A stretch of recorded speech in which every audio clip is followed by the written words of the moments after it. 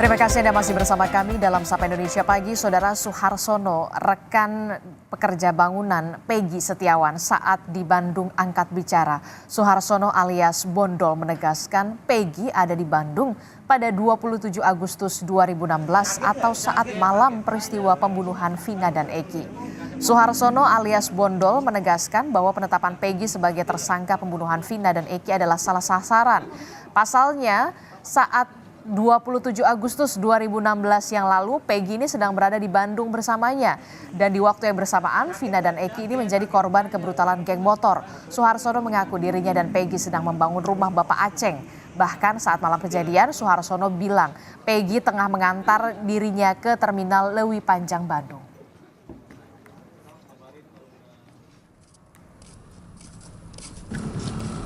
Polisi juga mulai memeriksa Linda, sahabat dari Vina, dalam melanjutan kasus pembunuhan Vina dan Eki yang terjadi 8 tahun yang lalu. Linda, teman Vina, menjalani pemeriksaan sebagai saksi di Polres Cirebon Kota selama 4 jam dan dicecar 30 pertanyaan oleh penyidik. Usai diperiksa, Linda mengaku tidak terlalu dekat dengan Vina dan sedang berada di rumah saat terjadinya pembunuhan. Ia juga menepis kabar terkait dirinya yang diduga disembunyikan oleh pihak tertentu dan mengatakan akan kooperatif mengawal kasus ini.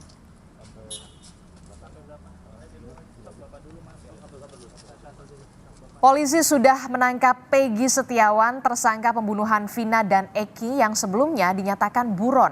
Namun kini polisi meralat bahwa DPO kasus Vina dari 3 orang ini menjadi 1 orang. Bagaimana mengungkap kasus Vina secara terang benderang? Pagi ini kita bahas bersama dengan Profesor Adrianus Meliala yang merupakan guru besar dari Kriminologi Universitas Indonesia. Selamat pagi, Profesor. Selamat pagi, Mbak Danisti. Prof, ini kan kalau kita lihat ya soal DPO yang tiba-tiba fiktif, dikatakan asal sebut dari yang 3 kemudian hanya 1 dan Peggy ini tertangkap. Apakah mungkin dan pasti kan akan muncul keraguan dari publik untuk selanjutnya, Prof? Wajar sekali, apalagi karena ketiga nama itu disebutkan dalam amar putusan.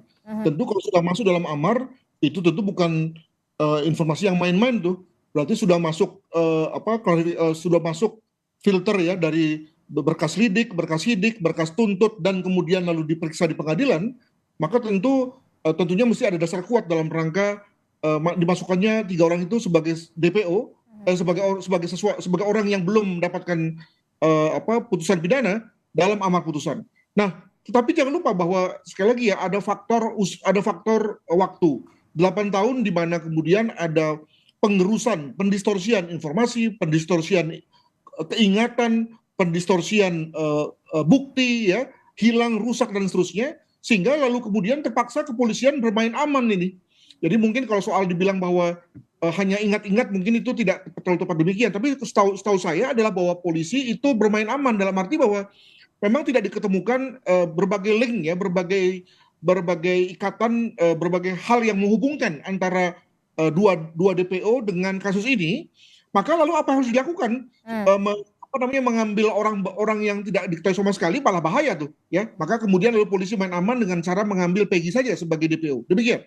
Oke, jadi bisa dikatakan ini langkah polisi yang Anda sebutkan main aman begitu, kemudian mengambil atau menangkap dari Peggy. Nah, ini yang kemudian juga menjadi sorotan kita adalah Peggy yang kemudian dihadirkan dalam konferensi pers di Polda Jawa Barat pada saat keterangan dari Polda Jawa Barat. Peggy mengatakan bahkan di depan wartawan bahwa ini fitnah, saya tidak melakukan pembunuhan itu, saya rela mati. Begitu ya, kan kita juga tahu Polda Jawa Barat ini sebelumnya tidak merilis foto dari Peggy begitu. Respon Anda bagaimana soal ini dari sisi kriminologi? Apakah 8 tahun begitu dan baru ditangkap beberapa pekan yang lalu begitu ya tanpa adanya rilis foto dari Polda Jawa Barat? Soal 8 tahun itu bukan indikasi susahnya kasus ini loh, Pak. Tapi lebih pada karena kepolisian sendiri memang tidak serius, tidak fokus untuk mengungkapnya ya. Jadi dengan kata lain berkasnya ditimbun saja ditumpukan terbawah, barulah ketika viral barulah kemudian diubah-ubah lagi. Dan memang karena kasusnya nampaknya tidak terlalu susah, maka lalu kemudian si Peggy ini langsung segera ditemukan. Jangan lupa bahwa 8 tahun ini juga kemudian menjadikan banyak sekali hal yang masuk dalam kognisi Peggy ya, hal-hal baru, hal-hal yang tidak diketahui sebelumnya. Jadi kita bicara mengenai make up story.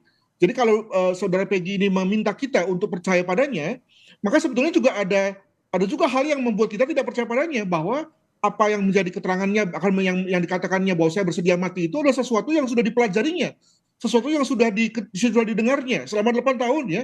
Sehingga kemudian lalu tentu dia juga tahu bahwa polisi mungkin tidak punya bukti kuat yang bisa menjerat dirinya, maka dia ngomong seperti itu. Nah, untuk itu maka daripada kita kemudian menjadikan satu public discourse, maka saya setuju untuk kemudian segera membawa yang bersangkutan ke depan pengadilan, dan biarlah hakim kemudian memeriksanya secara terbuka, berimbang dan fair ya, sehingga kemudian lalu bisa memutus dengan sebaik-baiknya. Oke, tapi wajar nggak sih ketika kemudian salah satu pelaku yang disebut mempunyai peran sebagai otak dari pembunuhan Vina dan Eki ini ketika dihadirkan di depan publik setelah 8 tahun lamanya kemudian buron tanpa rasa bersalah, bahkan kita bisa melihat tatapan dari si Peggy ini, bahkan dia mengatakan dengan lantang dan juga tegas bahwa ini fitnah, saya tidak membunuh, saya bukan pelaku pembunuhan ya.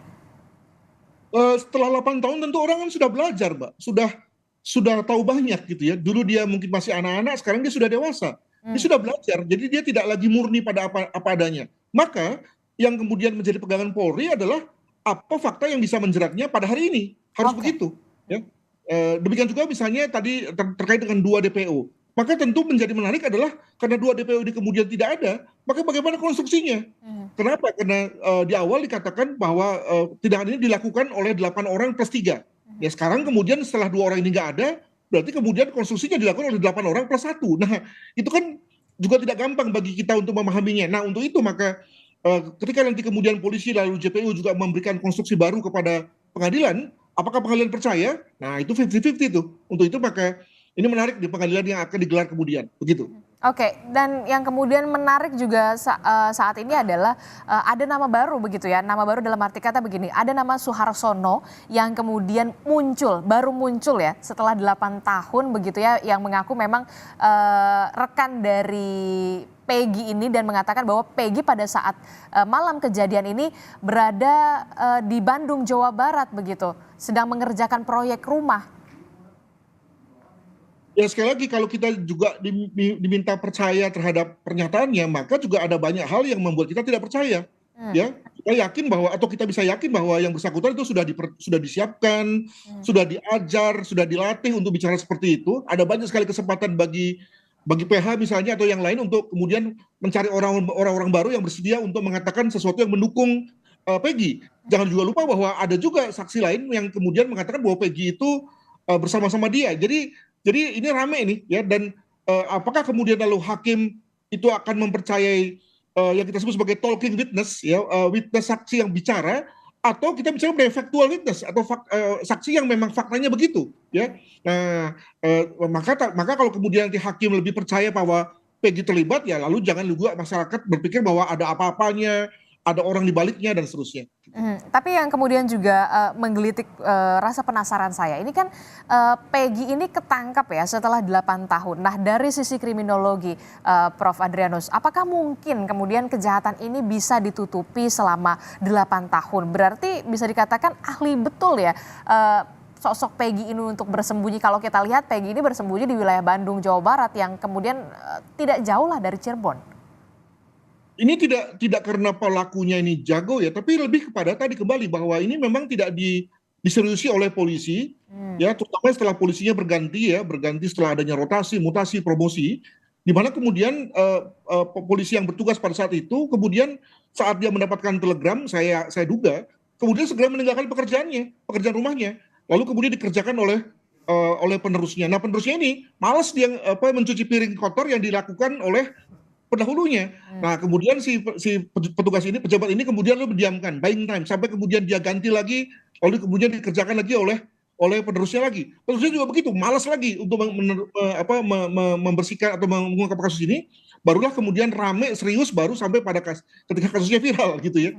Nah maka pada selama itu pula, maka si Peggy atau yang lain itu kemudian sudah kembali yakin bahwa ini polisi sudah lupa ini ya, kasusnya sudah hilang ini, maka kemudian dia sudah mulai normal, mulai kembali pada mental mapnya yang semula ya, tadinya mungkin dia lari kemana, tapi begitu dia sudah yakin bahwa polisi tidak mencari, maka dia akan kembali ke rumahnya, kembali pada pekerjaannya, kembali pada normal rutin life-nya gitu ya. Nah itulah yang menjelaskan mengenai mengapa Polri bisa dengan mudah mencokoknya dalam beberapa hari saja. Anda tadi juga menyebutkan ini sebenarnya PR yang kemudian dilimpahkan begitu dari tahun ke tahun sampai kemudian 8 tahun ini baru mencuat lagi, kemudian barulah berkasnya yang tadinya paling paling bawah kemudian baru oh iya nih ada berkas ternyata ya 8 tahun lamanya. Nah, apa PR selanjutnya dari pihak kepolisian? Jangan sampai oke lah penyidik yang baru ini mengungkap kasus ini, mengusut tapi juga kan apa PR terbesar Polri saat ini dalam mengusut kasus ini untuk juga membuktikan kepada publik kalau memang kita benar-benar serius loh untuk mengungkap kasus ini. Jadi setelah soal DPO selesai, maka sekarang kita bicara mengenai melihat Peggy disidangkan. Nah untuk itu maka kita buka saja satu hipotesa bahwa Peggy ini dan juga 8 orang yang lain itu adalah korban-korban salah tangkap. Buka saja asumsi itu, ya hipotesa itu, gitu ya. Sampai kemudian ada fakta yang mengatakan sebaliknya. Maka dalam hal itu pihak kepolisian harus serius, ekstra serius tuh menyiapkan satu skenario didukung dengan bukti itu berupa keterangan saksi, keterangan pelaku, mungkin juga ditambah lagi dengan hasil visum dan seterusnya, agar kemudian hakim yakin bahwa memang tidak ada salah tangkap, tidak ada salah prosedur dalam hal ini, dan Peggy adalah pelakunya, dan juga 8 orang yang ya, diantaranya sedang menjalani pidana dan ada satu yang sudah selesai, itu adalah memang pelaku sebenarnya gitu ya. Jadi saya kira jangan juga kita biarkan wacana bahwa polisi salah tangkap itu ada di luaran. Segera kita kembali ke ruang sidang sebagai mekanisme yang kita sepakati sebagai masyarakat dengan formula negara hukum ya, sebagai pihak yang memang akan menyelesaikan hal ini secara sebaik-baiknya. Jadi ya saatnya kemudian ketika dari pihak Peggy ya sudah dibuktikanlah di persidangan, termasuk juga penyidik sampai saat ini juga masih mengumpulkan bukti-bukti kepingan-kepingan yang memang sudah terlupakan begitu ya 8 tahun yang lalu ya Prof ya. Termasuk juga dari segi penasihat hukum pelaku Peggy dan yang lainnya, silakan saja disiapkan satu pembelaan yang oke ya, yang ciamik gitu dalam bahasa sekarang gitu ya, sehingga kemudian bagi kita semua yakin juga kan itu kan digelar untuk publik kan, dan biarlah lalu kemudian akan ditentukan. Nah jangan lupa bahwa majelis hakim yang akan memeriksa Peggy adalah majelis hakim yang baru, yang dalam hal ini itu berpikirnya agak beda ya, tidak terkontaminasi lah kalau memang ada kontaminasi dengan yang dulu gitu ya. Maka sekali lagi ini memang satu medan juang yang ramai nih bagi kepolisian dan juga bagi PH pelaku untuk kemudian meyakinkan hakim tentang siapa yang menjadi pelakunya gitu. Oke, tapi singkat saja Prof, sebelum sampai persidangan nanti untuk pengungkapan kasus ini, Peggy ini rencananya akan mengajukan pra peradilan. Pra-peradilan itu kan untuk 3 hal ya. Pertama alasan penangkapan, alasan penahanan, alasan penyitaan. Tapi tidak bicara soal substansinya. Nah, andaikan saja kemudian polisi menang, ini asumsi ya, maka lalu akan masuk kepada substansi tentang pembunuhannya sendiri. Jadi saya kira nggak usah tadi sampai ke pengadilan yang bersifat substansi, dalam rangka pra-peradilan pun juga kepolisian terpaksa harus ekstra serius nih. Mengingat tadi begitu salah, maka tadi ketidakpercayaan publik akan terkonfirmasi. Nah betul kan gitu ya. Nah itu yang saya kira akan amat dijaga oleh Polda Jawa Barat. Oke, kita akan tunggu nanti tahapan selanjutnya adalah di pengadilan begitu ya, merupakan ajang pembuktian untuk mengungkap sebenar-benarnya kasus ini secara terang-benderang. Terima kasih informasinya dan perspektifnya Profesor Adrianus Meliala yang merupakan guru besar kriminologi dari Universitas Indonesia telah bergabung bersama kami. Sehat selalu Prof. Assalamualaikum, selamat pagi.